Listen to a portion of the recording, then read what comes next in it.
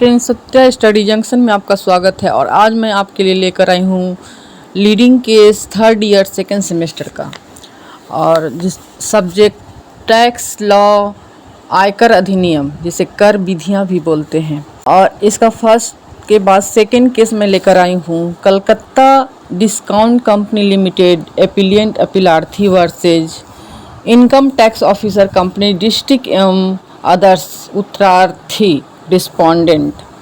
इस केस का रेफरेंस लिया गया है 1961 41 ITR 191 SC, जिसका सब्जेक्ट था, यह केस आयकर अधिनियम 1922 की धारा 34(1)(a) पर आधारित थी। और इस केस का फैक्ट है, वाद के तथ्य हैं, कलकत्ता डिस्काउंट कंपनी, जो कि इस केस में एपिलियंट है, एक प्राइवेट कंपनी लिमिटेड थी। इस कंपनी का निगमन भारतीय कंपनी अधिनियम के अंतर्गत हुआ था और जिसका पंजीकरण कार्यालय कलकत्ता में स्थित था।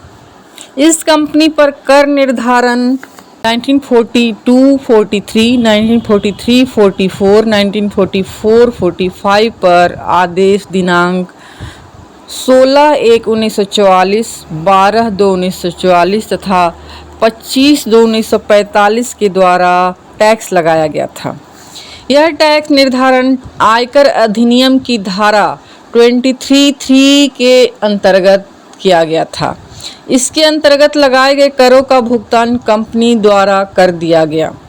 28 मार्च 1951 को आयकर अधिनियम की धारा 34 के अंतर्गत नोटिस जारी कर कंपनी को आय का ब्यौरा देने के लिए कहा गया। कंपनी ने अपनी आय का ब्यौरा प्रस्तुत कर दिया। कंपनी ने उच्च न्यायालय में याचिका प्रस्तुत की, जिसमें यह मांग की गई कि नोटिस के आधार पर आयकर अधिकारी को कर निर्धारण से रोका जाए। अपीलकर्ता की ओर से यह तर्क दिया गया कि नोटिस को जारी करने में धारा 34 के प्रावधानों का पालन नहीं किया गया था। धारा 34 का संशोधन जो सन 1948 में पारित किया गया था, उसका लक्षी प्रभाव नहीं था। यह केस विचारण न्यायालय यानी कि ट्रायल कोर्ट में जाता है। वहां पर न्यायालय में निर्धारित किया जाता है कि संशोधन अधिनियम 1948 भूतलक्षी प्रभाव नहीं रखता, मतलब रेट्रोस्पेक्टिव इफेक्ट नहीं रखता है। अतः इस संशोधन के आधार पर टैक्स निर्धारण नहीं किया जा सकता है। उसके बाद यह केस उच्च न्यायालय यानी कि हाई कोर्ट में जाता है। हाई कोर्ट ने ट्रायल कोर्ट के निर्णय को निरस्त करते हुए अपील को स्वीकार कर लेता है और यह केस सुप्रीम कोर्ट में उच्चतम न्यायालय में चला जाता है। कंपनी ने उच्च न्यायालय के आदेश के विरुद्ध उच्चतम न्यायालय में अपील की।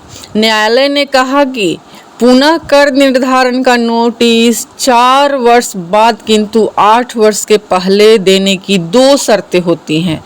फर्स्ट, आयकर अधिकारी को यह विश्वास होना चाहिए कि आयकर कम निर्धारित किया गया है।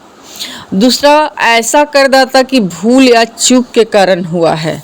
न्यायालय ने निर्धारित किया कि आयकर अधिकारी के समक्ष ऐसा कोई खास तथ्य नहीं था जिसके आधार पर यह कहा जा सकता था कि कंपनी का कर निर्धारण कम हुआ था।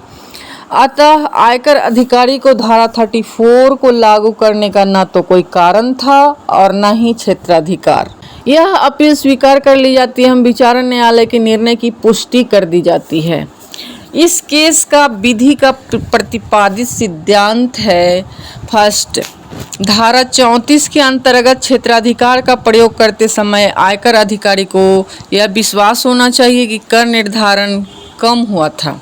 सेकंड, करदाता से कोई चूक या भूल होने के कारण वह सही तथ्य प्रस्तुत नहीं कर सका। थर्ड, यदि पूर्व शर्त का पालन नहीं किया गया है तो पुनः कर निर्धारण का आदेश अपास्त किया जा सकता है। तो दोस्तों, इस तरह यह केस समाप्त होता है। और केस डिस्कशन कैसा लगा आप कमेंट करके बताएं, और अगर अच्छा लगे तो हमारे चैनल को सब्सक्राइब करें। मिलते हैं नेक्स्ट वीडियो में, तब तक के लिए बाय बाय।